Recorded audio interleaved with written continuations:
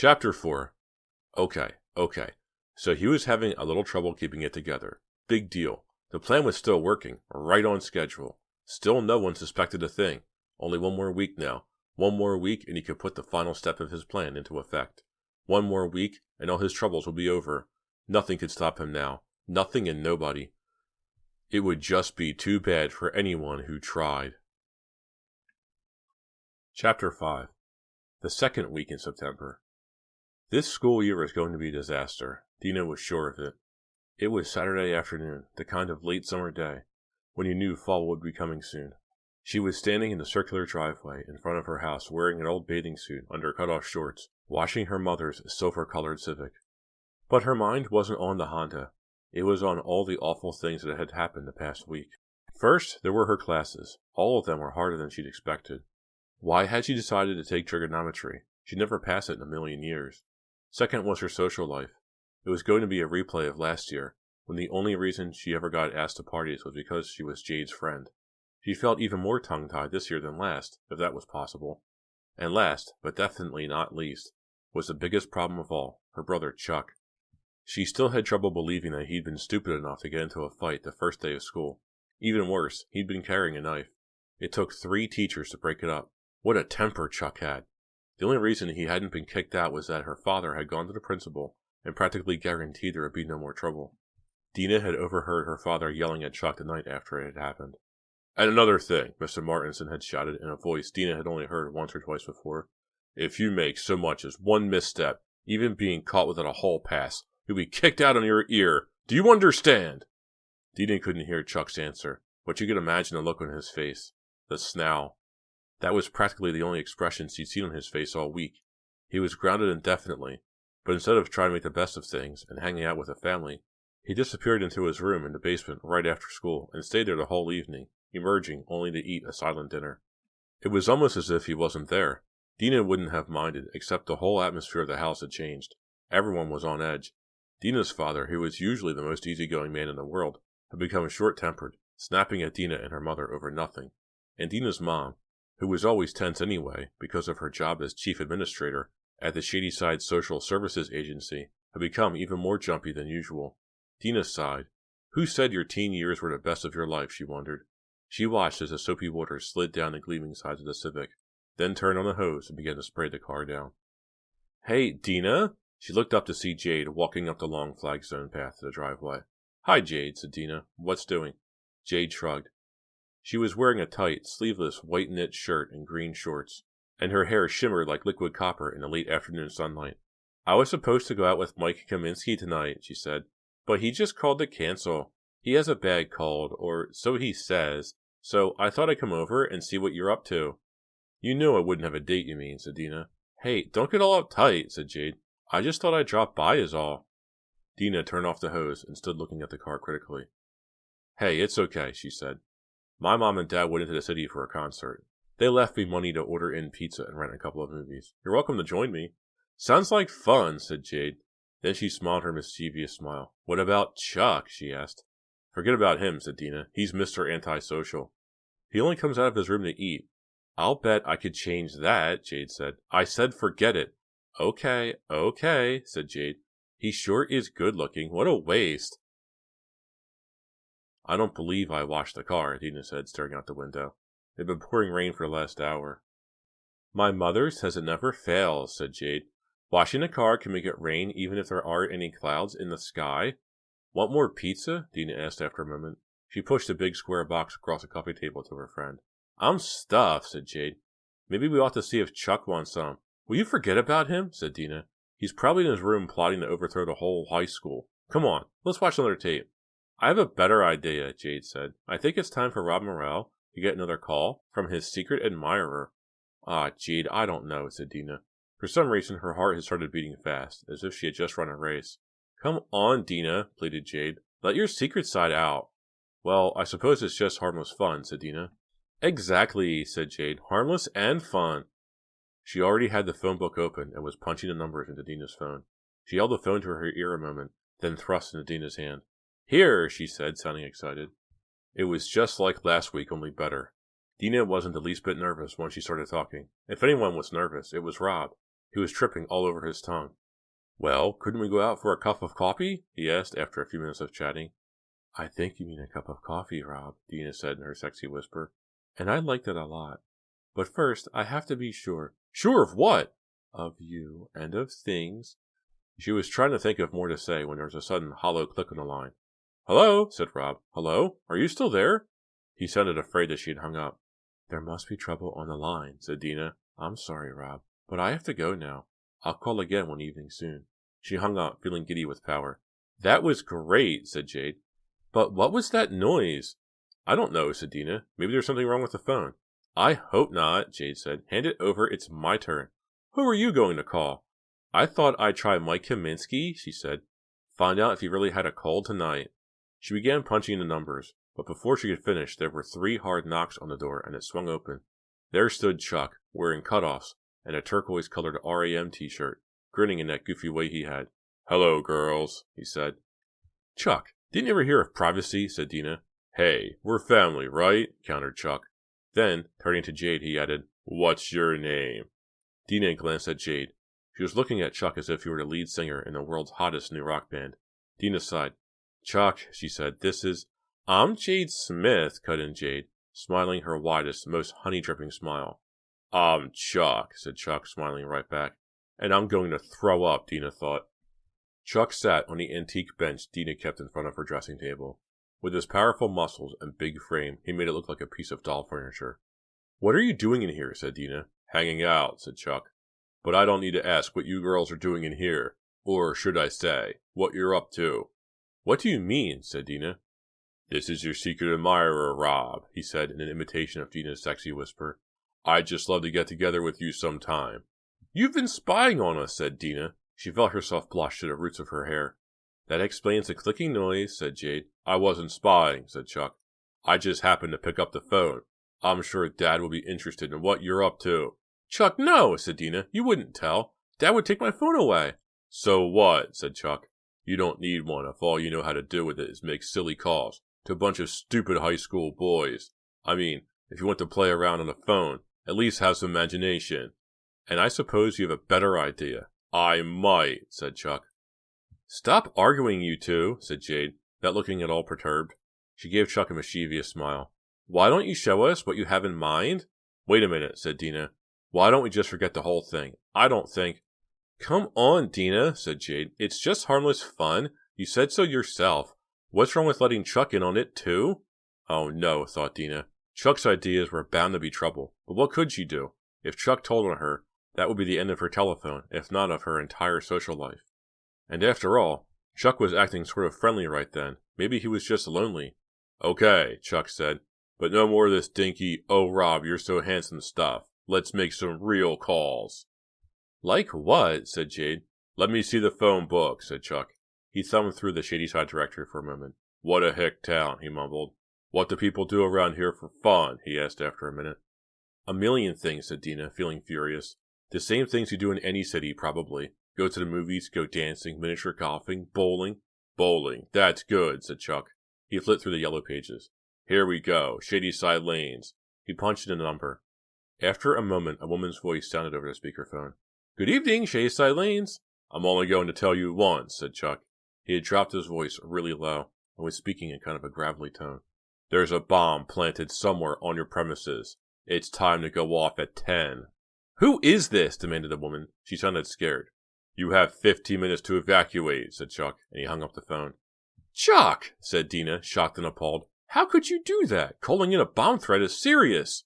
Hey, it's probably the only exciting thing that's happened around here in months, said Chuck. He laughed and began flipping through the phone book again. It is sort of a funny idea, said Jade. I mean, all those people standing out in the rain in their bowling shoes. Jade, said Dina, for heaven's sake, it's a crime to make bomb threats. You're right, said Jade. Chuck, she said, her voice all honey again. We were just calling kids from the school. I mean, we don't want to get in trouble. Yeah, said Chuck. Then he snapped his fingers. Wait a minute, I've got an idea. What's the name of that place that's supposed to be so spooky? You mean Fear Street, said Dina. Yeah, that's it. What a name. Chuck laughed again. It's named after some creepy old guy named Simon Fear, Dina told him. You'd better not make fun of it, she added. Terrible things have happened on Fear Street. Really. Like what? Said Chuck, grinning. People have disappeared, said Jade, and there have been a number of unsolved murders. Late at night, people have heard weird screams from the Fear Street woods. Chuck looked at her with a goofy grin on his face. Get real, he said. Don't you know that every small town is someplace like Fear Street? It's all a bunch of garbage, just to make a boring place a little more interesting. Fear Street is real, Chuck, said Dina. It's not something to fool around with, Jade added. Dina noticed that Jade was deadly serious, for once not flirting. Real or not, said Chuck. I'm not afraid of Fear Street. Let's see now, he said, continuing to flip through the phone book. You want to call kids from school, right? He said. What's the name of that kid that picked a fight with me the other day? Bobby McCory, said Jade immediately. He and his buddies think they're hot stuff. They're always pushing the little guys around. Well, let's try pushing him for a change, said Chuck. See how tough he really is. Before Dina could talk him out of it, Chuck had called Bobby's number. May I speak to Bobby McCory? He said in a weird, gravelly voice. Dina felt a chill go up her back. After a moment, Bobby's voice came on. This is Bobby, he said. This is the Phantom of Fear Street, said Chuck, and I've got my eye on you. The Phantom of... Who is this? Said Bobby. I've got my eye on you, Chuck repeated. What do you mean? All of a sudden, Bobby didn't sound so confident. Just what I said, said Chuck. I've got my eye on you, the evil eye. If I were you, I'd make sure all the doors and windows were locked tight tonight, and every night. Say, who is this? Said Bobby, his voice shaky. Dina was about to grab the phone from Chuck when he gave a maniacal cackle and hung up the phone. You're right, Jade, said Chuck. It is much more fun to call to kids from school. I don't believe you did that, cried Dina. Bobby McCory is a really bad guy. What if he recognized your voice? Don't sweat it, said Chuck. It's just harmless fun. Or maybe you're afraid of the Phantom of Fear Street. He laughed, then ran to the window and raised it. Outside it was raining harder than ever, and the sky rippled with lightning. Spirits of Fear Street, Chuck yelled at the top of his voice. Do you hear me? I'm waiting for you. Right here. Come and get me. He's crazy, Dina thought. He gets that wild look on his face and his whole personality changes. It's like he's two people, and the side of him that loves danger can take over in an instant. Suddenly, there is a terrific flash of lightning, and at the same time a rolling clap of thunder. In the next instant the lights went out, and the total darkness was pierced only by a blood-curdling scream. After a moment the lights flickered on, and the two girls gaped at each other with wide eyes. That lightning was close, said Dina in a shaky voice. It might have even struck... Dina! Jade cried urgently. Where's Chuck? Dina took in the room, but Chuck was nowhere. Then there was a groan over by the window. Over here, said Jade. Quick! The girls ran over to the still open window. Rain slanted in, and another flash of lightning illuminated Chuck, his limp body curled up on the floor. Chapter 6. For a moment, Dina just stared at the still form of her brother. Chuck! She screamed. Chuck! Oh no! Cried Jade, her voice trembling. She bent over him. What do you think? Is he... Ah! Jade and Dina both jumped back at the same moment as Chuck sat up screaming, Booga booga! Then he lay down on the floor again, laughing so hard he started to choke. I sure had you going there, he gasped between laughs and coughs. Guess the so-called spirits of Fear Street had you girls scared half to death. Dina had never felt so many intense emotions so quickly in her life. First had been fright, terrible fright, then shock, then relief when she realized Chuck was all right. But what she felt now, the strongest of all, was anger. Anger that filled her body until she thought she would explode. Chuck, you stupid creep, she shouted. That really was the pits. You shouldn't go messing around with things you don't understand. I'm so sorry, Chuck said, breathless from laughter. But he didn't sound sorry. But hey, I just couldn't resist. All the excitement of the last hour gone. Jade pressed close to the window to glance out. The rain's letting up, she said. I guess I'll go on home. If you don't mind, I'll walk you, said Chuck.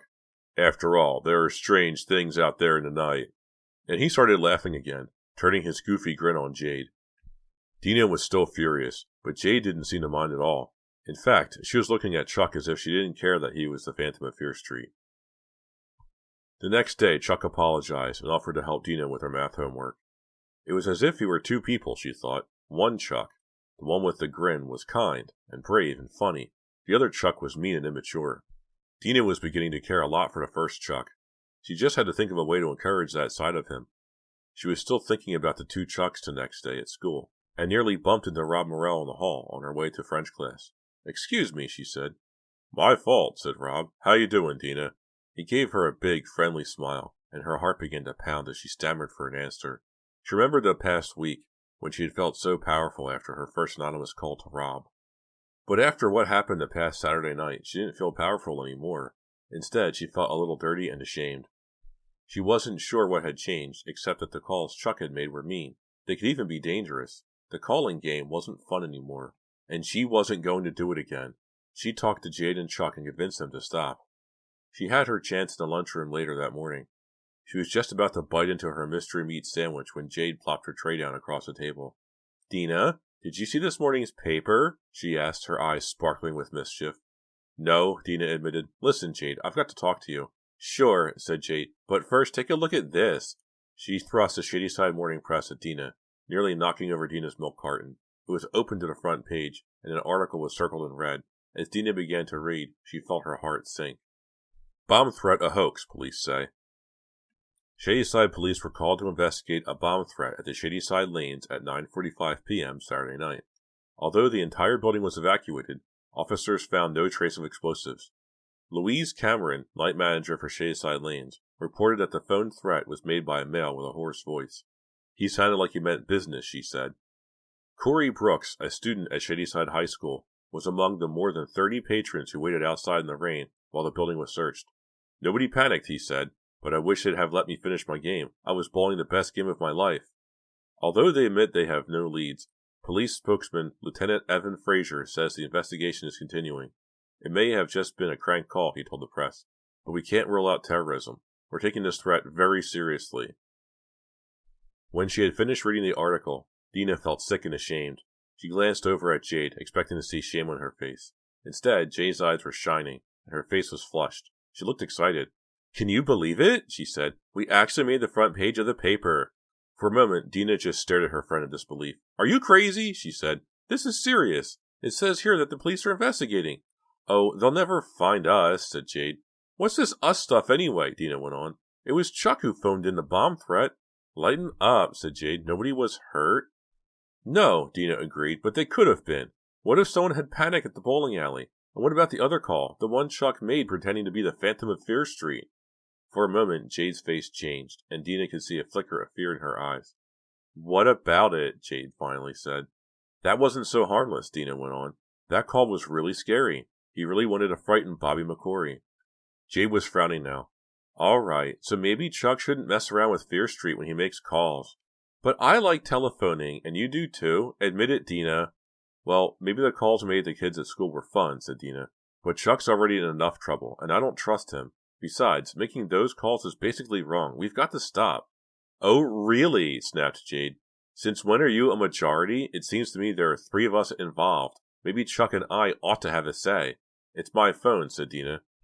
"Well then," said Jade, "maybe I ought to tell Rob Morrell who's been calling him on her phone." She stopped and smiled nastily at Dina's sudden look of horror. "Or," Jade went on, "we can wait for Saturday night and the 3 of us can discuss it together." By Saturday night, Dina was more convinced than ever that she had made the right decision. Making those phone calls was wrong, and she was going to put a stop to them no matter what. Besides, she didn't think Chuck would really tell her father what they'd been up to. After all, he was involved too. Jade couldn't possibly tell Rob Morrell, could she? She just got a little carried away with excitement, that was all. On the bright side, Dina was getting along with Chuck much better. He had helped her twice during the week with her trig homework, and even loaded the dishwasher one night. Maybe Jade was right. He was just lonely. Maybe he was finally adjusting to life in Shadyside. That night, Dina's parents went to visit friends, as they usually did on Saturdays. Dina had decided that a barbecue might be the best thing to put Chuck and Jade in a mellow mood for their discussion. It was a perfect night for a cookout. She made hamburger patties with pieces of cheese inside and her special potato salad with onion, tomatoes, and sliced black olives. While Chuck got the fire going, Dina finished setting the redwood table outside. There was a knock on the gate and Jade came in carrying a big tub of ice cream. "Smells delish," Jade said. She was wearing one of her jumpsuits, this one made of faded denim and covered with fake patches in bright colors.